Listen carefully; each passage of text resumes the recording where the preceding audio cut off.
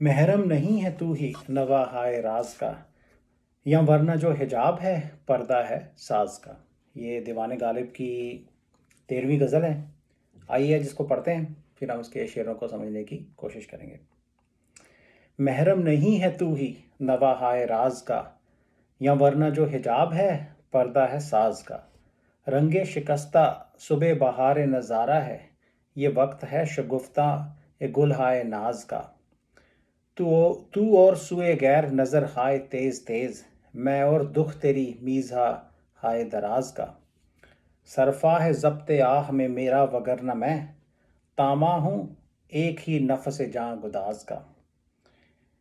है बस की जोश बादा से शीशे उछल रहे, हर गोशाए बिसात है सर शीशा बाज का। काविश दिल करे है तकाजा की है हनूज, नाखुन पे कर्ज इस गिरे नीम बाज का। तराज काफिश गम हिजरा हुआ असद, सीना के था दफीना गोहरे गोहर हाय राज का। ये तो थी पूरी गज़ल। आइए इसको पढ़ते हैं, एक एक शेर को पढ़ते हैं। महरम नहीं है तू ही नवा हाय राज का, या वरना जो हिजाब है पर्दा है साज का। तो इसमें जो लफ्ज़ इस्तेमाल हुए हैं, पर्दा मीन्स ए वेल, एंड इसमें जिस सेंस में पर्दे पर्दे को, हिजाब को भी पर्दा कहा जाता है, तो इन्होंने हिजाब और पर्दा दोनों लफ्ज़ इसमें इस्तेमाल किए हैं। तो हिजाब इज़ ए वेल, पर्दा जिस सेंस में यूज़ किया है, it's like a musical note, और समटाइम्स जैसे तबला इंस्ट्रूमेंट है, उसके ऊपर जो स्किन चढ़ा जाती है उसको भी आप उसका पर्दा कह सकते हैं। But it's like a musical note, a melody, और a part of a musical instrument. तो महरम का मतलब होता है somebody who is intimate to something, और नवा हाय राज means sound of the music of mystery. तो कहते हैं महरम नहीं है तू ही नवा हाय राज का, कि एक तू ही है जो इस म्यूज़िकल मिस्टीरियस म्यूज़िक के साउंड से फेमिलियर नहीं है या इंटीमेट नहीं है, जब वह महरम नहीं है। या वरना जो हिजाब है पर्दा है साज का, वरना ये जो हिजाब है it's like a note of a musical instrument, और well of a musical instrument. तो आई थिंक दिस शेयर could be interpreted in a spiritual sense और in a worldly love sense. तो अगर आप इसको स्पिरिचुअल सेंस से इंटरप्रेट करते हैं, तो कहते हैं कि तुम अकेले ही हो, you alone are unfamiliar with the melodies of this mystery, right? ये जो spiritual mystery है, इसकी जो मेलोडी है या इसकी जो साउंड ऑफ म्यूज़िक है, तुम अकेले ही हो जो इसके महरम नहीं हो, जो फेमिलियर नहीं हो इससे। अदरवाइज़ तुम जहाँ देखो दुनिया में यही म्यूज़िक बज रहा है, तुम्हें लगता है कि ये हिजाब से कवर हुई हुई है मिस्ट्री, लेकिन हर तरफ वो म्यूज़िक बज रहा है। Is basically the whole world is resonating with the music of that divine instrument. It is only you who is not able to hear it, who is not able to get intimate with it. Yeah. तो ये दुनिया के किसी भी आदमी पे, इंसान पे एप्लीकेबल हो सकता है। और अगर थोड़ी वर्ल्डली लव के सेंस में देखें, तो आप इसको कह सकते हैं कि गालिब साहब कह रहे हैं अपने माशूक से कि एक तू ही है जो हमारी जो कंडीशन है उसकी, उसका जो राज है उससे फेमिलियर नहीं है, वरना मैं तो गा गा के ये अपना दुखड़ा, अपना हाल इस दुनिया में सुना रहा हूँ। या तो कोई पर्दा नहीं डला हुआ मेरे हाल के ऊपर, लेकिन एक तू ही है जिसको सामने दिखते हुए भी you are unfamiliar, you are not intimate with my condition. I think it's a beautiful imagery. तो जब मैं ये शेर पढ़ रहा था तो मुझे मीर तकी मीर का एक शेर याद आया, जो कि आई थिंक इस थीम से मिलता जुलता है, जो कि बड़ा फेमस शेर है। वो ये है कि पत्ता पत्ता बूटा बूटा हाल हमारा जाने है, जाने न जाने गुल ही न जाने बाग तो सारा जाने है। तो इस केस में वो कह रहे हैं कि महरम नहीं है तू ही नवा हाय राज का, या वरना जो हिजाब है पर्दा है साज का। अगला शेर देखें कि रंगे शिकस्ता सुबह बहार नज़ारा है, ये वक्त है शगुफ्ता ए गुल हाय नाज का। थोड़े कॉम्प्लिकेटेड वर्ड्स हैं। शिकस्ता मीन्स ब्रोकन और कैरिड अवे, डिफीटेड, राउटेड। रंगे शिकस्ता is literal meaning is like carried away color, but I think the implication is किसी का रंग उड़ गया हो और ए पेल कलर और ए पेल कॉम्प्लेक्शन, या तो जो कि एंग्जाइटी की स्टेट में, वीकनेस की स्टेट में, किसी चीज़ की फियर की स्टेट में आपका रंग जो जर्द हो जाता है उसको रंग शिकस्ता कह सकते हैं. सुबह बहार नज़ारा means a morning or the dawn of the springtime, yeah. Off sight, नज़ारा is a sight, तो किसी खूबसूरत नज़ारे की सुबह हो गई है, yeah. और नाज is coquetry, airs and graces of the beloved, उसके नखरे, उसकी अदा. और शगुफ्ता ए गुल हाय नाज means blooming of the roses of her coquetry, her airs, उसकी अदा. नाज का मतलब जैसे मैंने डिफाइन किया, अदा को कहते हैं. तो इसका लिटरल मीनिंग ये है कि ये जो जर्द रंग है, या ये सुबह है, सुबह बहार नज़ारा है. Like it's like the dawn of the spring of a beautiful sight, right? A beautiful sight is emerging, or a beautiful sight is rising, or it's the morning of the rise of that beautiful sight. ये वक्त है शगुफ्ताएं हाय गुले नाज का, and this time is for the blooming of the roses of महबूब्स coquetry. तो ये तो इसका लिटरल मीनिंग है. तो सिचुएशन ये है कि किसी का रंग जर्द हुआ है, या और गालिब साहब कह रहे हैं कि ये जो रंग जर्द होना जो है, इसको आप किसी नज़ारे की बहार आने से कंपेयर कर सकते हैं. और ये जो वक्त इस समय चल रहा है उसको आप कंपेयर कर सकते हैं कि महबूब की अदा के, महबूब के नाज और नखरों के गुलाब खिल रहे हैं. तो इसमें एक दो चीज़ें जो हैं वो ओपन टू इंटरप्रिटेशन है. जैसे कि किसका रंग जर्द है इस केस में, तो I think straight forward answer तो उसका ये है कि या तो महबूब का रंग जर्द हुआ है या फिर जो आशिक है उसका रंग जर्द हुआ है.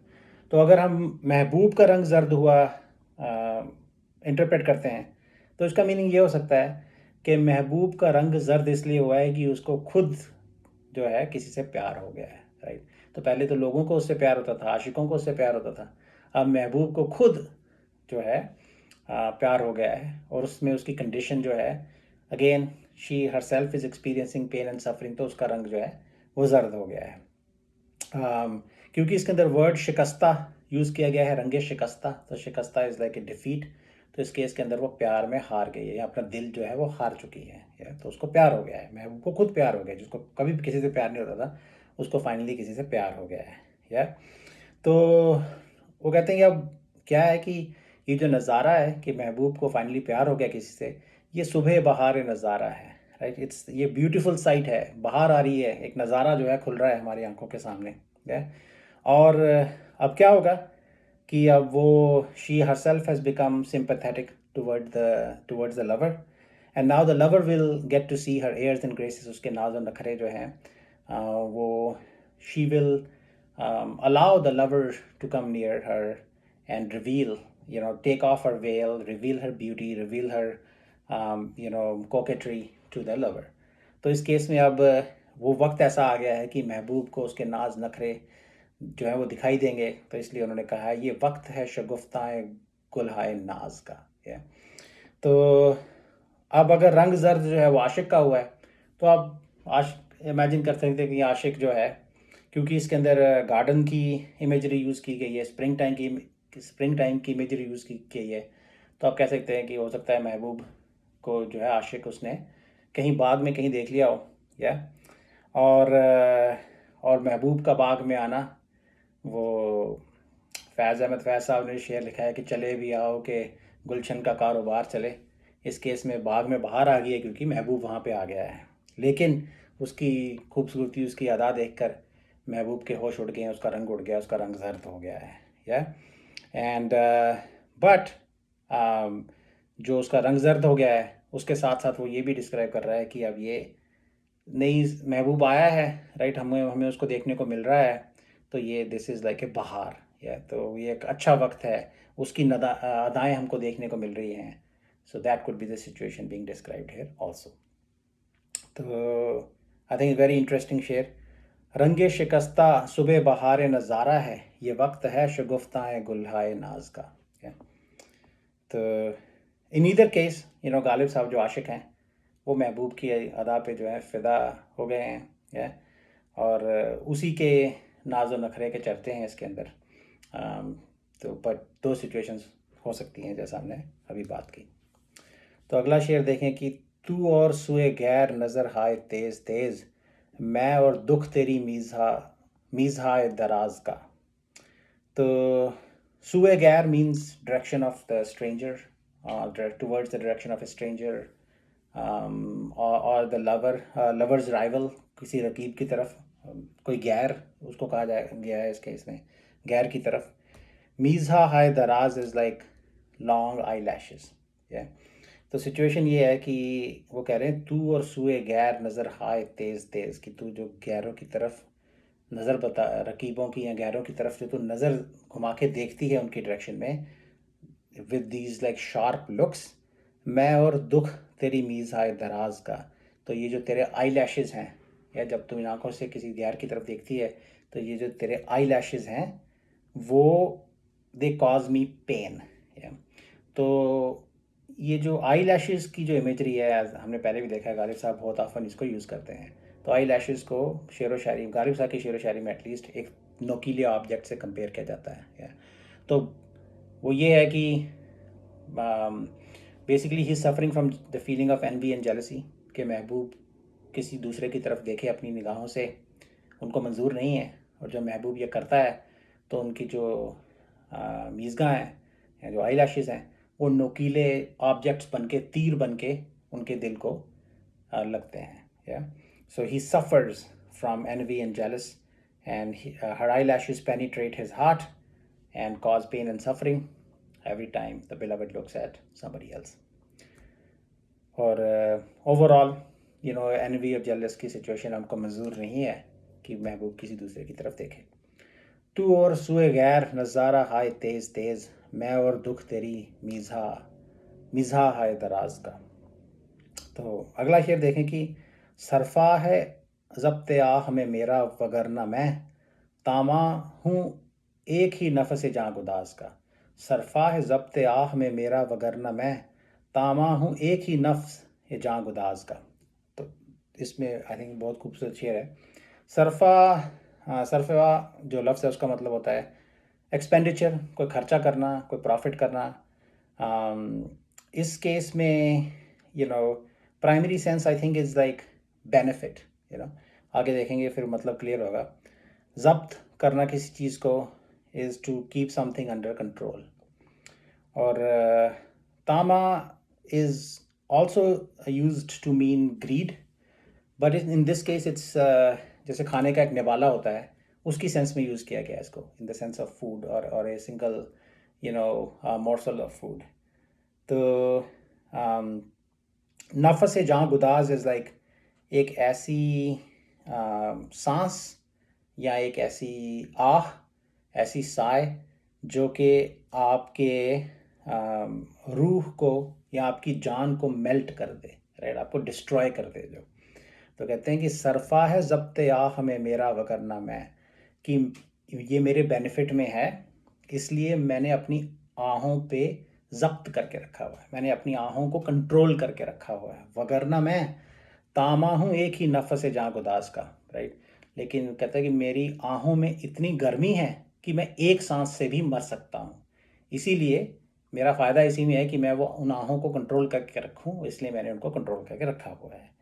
तो अपनी वीकनेस, वो फिज़िकली या मेंटली एक ऐसी वीकनेस की स्टेट में आ चुके हैं कि उन कोई एक गर्म आह जो है वो उनको पिघला के उनको ख़त्म कर सकती है।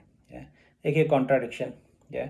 तो उन्होंने अपनी आहों को कंट्रोल करके रखा हुआ है इस केस में, क्यों? क्योंकि उनको अपनी आह में इतनी गर्मी है कि वो निकलेगी अगर तो वो उनको ख़त्म कर डालेगी। लाइफ की ऐसी सिचुएशन आ चुकी है, फिज़िकल वीकनेस है, मेंटल वीकनेस है, और उनकी जो आहें हैं उनके अंदर इतनी शिद्दत आ चुकी है कि वो उनको डिस्ट्रॉय करने की कैपेबिलिटी रखती हैं। तो वो उन्होंने इसके अंदर अपनी वीकनेस डिस्क्राइब की है, और अपनी जो लेमेंटेशन है, जो आहें हैं, जो दुख है, उसके अंदर कितनी शिद्दत और गर्मी है वो भी डिस्क्राइब की है, कि मैं एक ही आह से ख़त्म हो सकता हूँ, राइट। एक ही आह मुझे खा जाएगी, या मैं निवाला हूँ, right, of his soul melting breath. सरफा है ज़ब्ते आह में मेरा, वगरना मैं तामा हूँ एक ही नफस जाँ गुदाज का। तो अगला जो है शेर वो देखें कि हैं बस के जोशाए बादा से शीशे उछल रहे, हर गोशाए बिसात है सर शीशाबाज का। तो इसमें वर्ड्स जो यूज़ किए गए हैं, जोश बादा मीन्स ज़ील और एनर्जी और some sort of turbulence of the wine, या कि जो शराब पी जा रही है उसके अंदर एक जोश है, उसके अंदर एक टर्बुलेंस है। और शीशा मीन्स ग्लास जिसके अंदर शराब पी जाती है। गोशाए बिसात, बिसात इज़ लाइक ए स्प्रेड और ए कारपेट जिसके ऊपर लोग बैठे हैं, आगे पीछे महफिल लगी हुई है, और उसके एक एक कोने को या किसी कोने को भी कहेंगे गोशा। सो गोशाए बिसात। शीशाबाज is like some kind of a juggling artist जो कि वाइन ग्लासेस और बॉटल्स या इस तरह के ऑब्जेक्ट्स को उछाल के जगलिंग करता है, राइट। तो शीशाबाज is some kind of a juggler जो शीशे के ऑब्जेक्ट्स को जगल करता है। तो सिचुएशन इन्होंने जो डिफ़ाइन की है वो थीम, आई थिंक इसके अंदर जो रिंद हैं, जो शराब पीने वाले हैं, उनकी मस्ती, उनकी शराब के अंदर जो जोश है, इस महफिल में जो जोश है, इस महफिल में जो गर्मी है, जो टर्बुलेंस है, उसको डिस्क्राइब किया है इस शेर में।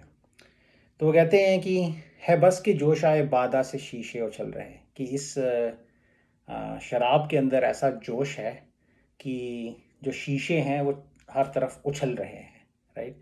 तो हर गोशाए बिसात है सर शीशाबाज का, और जिस कारपेट पे ये महफिल के आगे पीछे महफिल लगी हुई है, लोग बैठे हुए हैं, रिंद बैठे हुए हैं, शराब पी रहे हैं, वो ऐसा लग रहा है कि उसका एक एक कोना किसी शीशाबाज, किसी जगलर का सर है, क्योंकि वहाँ पे इतनी टर्बुलेंस है, वो शीशे जो हैं वो उछल रहे हैं, रिंद जो हैं वो उछल रहे हैं, और ऐसा लग रहा है कि जैसे कोई शीशाबाज यहाँ पे अपने करतब दिखा रहा है। तो उनकी इमेजिनेशन, ब्यूटीफुल इमेजिनेशन। तो एक बहुत ही जोशीली या पैशनेट, इंटेंस, मस्ती की महफिल की डिस्क्रिप्शन है। रिंद जो हैं या आशिक जो हैं वो बैठे हुए हैं, शराब पी रहे हैं, और शराब में इतनी शिद्दत है कि जो शीशे, जो ग्लासेस जिसमें वो शराब पी जा रही है, वो उछल रहे हैं, they are in a state of turbulence. और उस नज़ारे को उन्होंने डिस्क्राइब किया कि जैसे शीशागर जो है यहाँ पे बैठ के हर एक कोने में शीशों को उछाल रहा है। And yeah, I think that's it.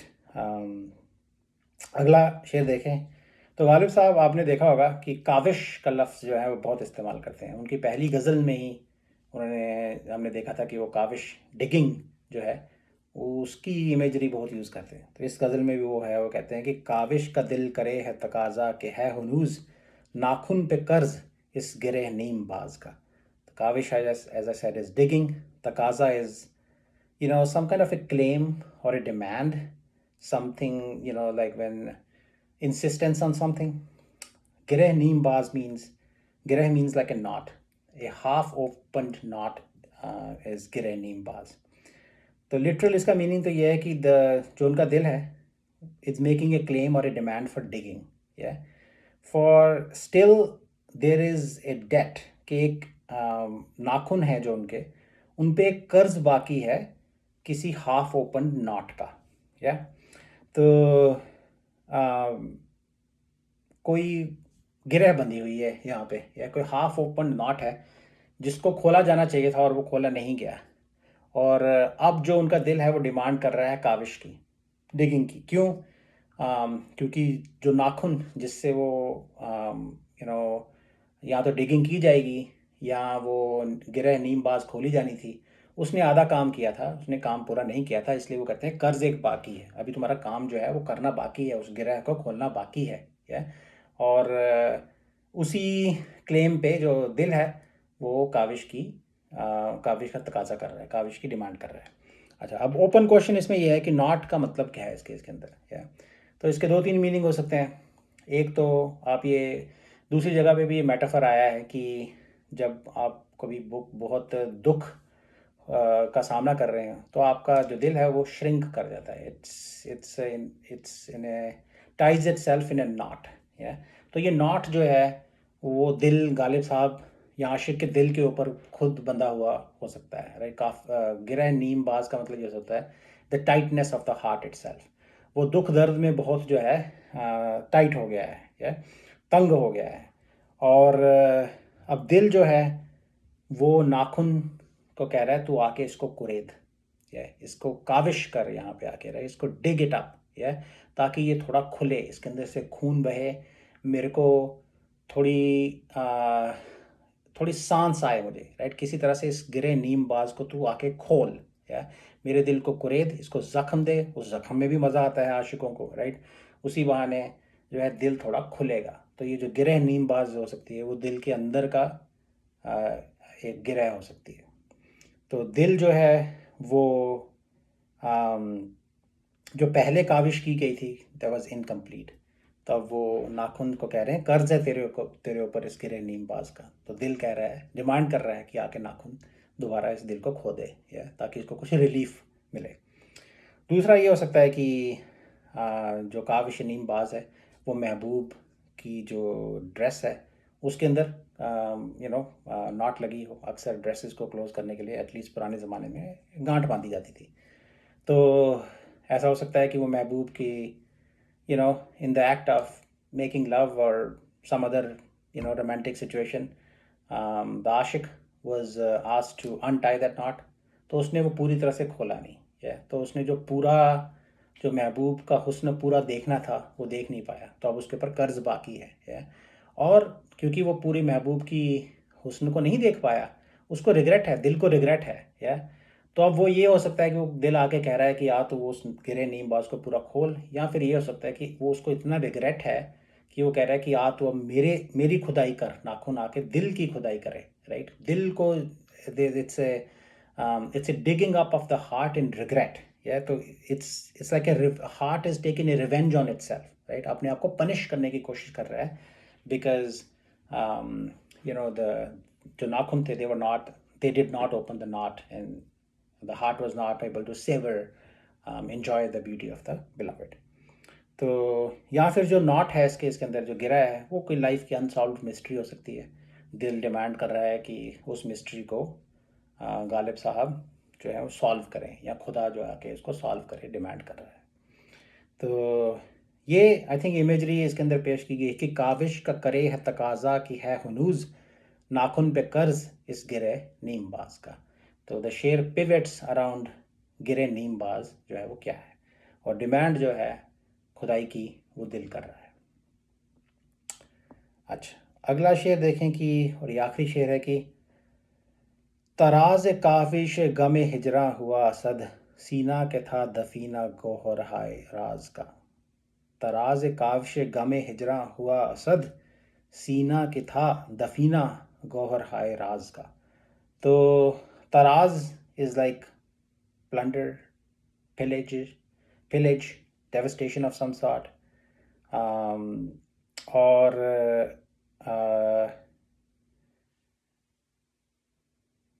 तराज Kaavish गमे हिजरा हुआ का मतलब यह है कि it something that has been plundered by the digging of the grief, या तो जो दुख है वो खुदाई कर रहा है, आपके दिल की खुदाई कर रहा है, राइट। तो in the end why because it wants to plunder your heart, right. वो आपके दिल को उजाड़ के उसके अंदर जो भी कुछ है वो निकाल के चुराना चाहता है, राइट। तो ग्रीफ जो है, जो दुख है, वो आपके दिल की खुदाई कर रहा है, या तराज तराज काविश गमे हिजरा, हिजर का जो गम है, सॉरो ऑफ द सेपरेशन जो है वो खुदाई कर रहा है, या तराज it has become plundered by the digging of the grief of separation है असद। असद ऑब्वियसली उनका तखल्लुस है। सीना के था दफीना गौहर हाय राज का। तो गौहर हाय राज का मतलब ये है like treasures of mystery, raz is mystery, right, treasures or pearls of mystery। तो इस वो कहते हैं कि सीना के था दफीना, the breast, in the breast there were buried like these beautiful treasures of mystery। तो सीना जो है दफीना मतलब इसके अंदर दफन हुए थे बहुत सारे राज या मिस्ट्री के। तो अब इसकी खुदाई कौन कर रहा है? गमे हिजरा कर रहा है, द ग्रीफ ऑफ सेपरेशन आके दिल को खोद रहा है। ये इमेजरी पेश की गई है, या तो ये पॉजिटिव सेंस में भी हो सकती है और नेगेटिव सेंस में भी हो सकती है।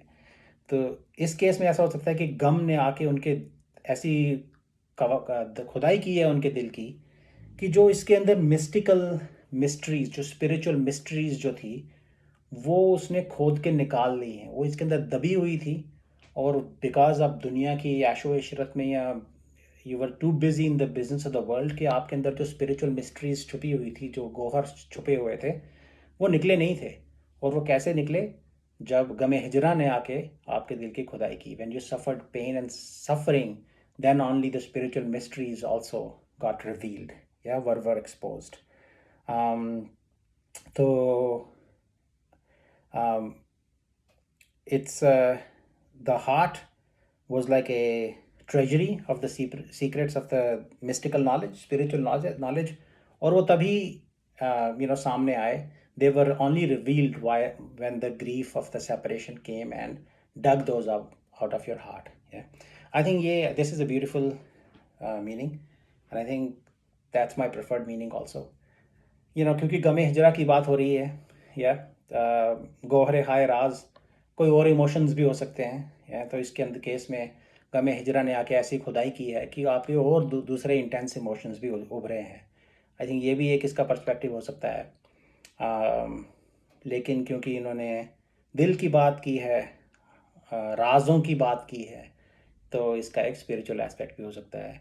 तो जो गमे हिजरा है, उसने आके आपके दिल के अंदर जो रूहानी गौहर, जूल्स, ट्रेजर्स छुपे हुए थे, उनको आके रिवील किया है. या उसके बिना वो नहीं हो सकते थे. So in this case pain and suffering was necessity for you to progress in your spiritual life and uncover or discover the spirituality that was inside you. ये एक मीनिंग इसका हो सकता है कि तराज काविश गम से हिजरा, तब तराज काविश गमे हिजरा, तराज काविश गमे हिजरा हुआ सद, सीना के था दफीना गौहर हाय राज का. तो ये तो थी पूरी गज़ल. I hope you liked it.